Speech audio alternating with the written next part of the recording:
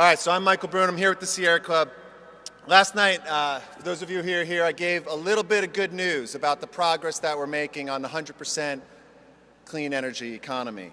Tonight, I've got a little more for you. President Obama has finally spoken up on Keystone XL. Think about how far we've come since the last power shift. Just the last couple years. I think back to 2 years ago when 1,200 people put their bodies on the line to say no to the tar sands and for the first time bring Keystone XL to national attention. I think about all the farmers and ranchers, students and grandmothers in Nebraska and Texas, all across the country who met the president and the vice president at every stop, and in every town, and in every city, until they came to expect us every single time they left the White House.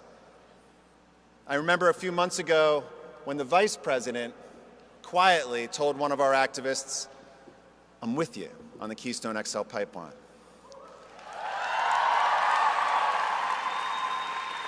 And I remember 7 or 8 months ago when 50 leaders from the environmental movement, civil rights movement, indigenous rights movement all came together to participate in civil disobedience, which was the first time the Sierra Club had ever done civil disobedience in our entire history.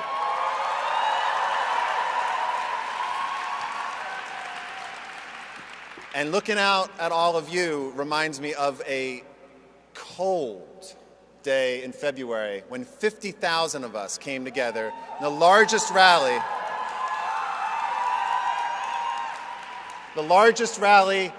so far in U.S. climate history.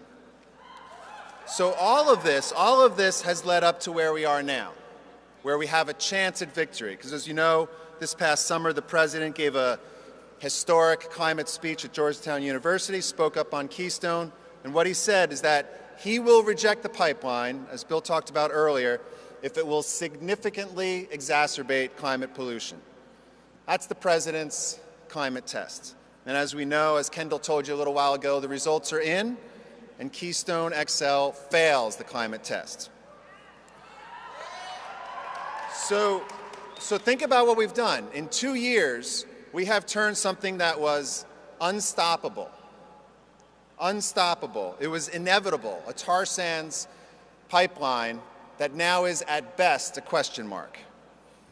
And let's be clear, our movement is bigger than a pipeline.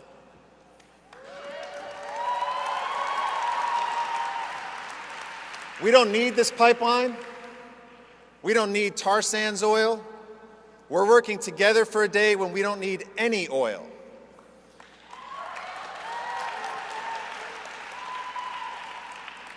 You know, Ishmael's right. We have to work to push the president.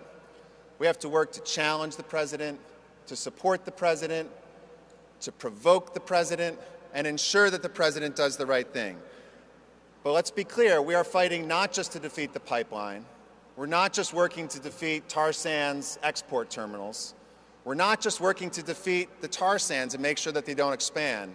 We're working to move beyond oil, beyond gas, beyond coal, beyond fossil fuels, and until we get to a 100% clean energy future. And so now it's the time to close out the victory. Now it's time to defeat this pipeline once and for all.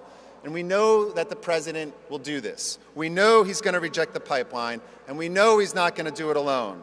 He'll do it because we helped him do it, all of us, because we made him do it, all of us. He'll do it because farmers and ranchers along the pipeline route stood up against a Canadian oil company, a criminal Canadian oil company, that tried to take their land and poison their water.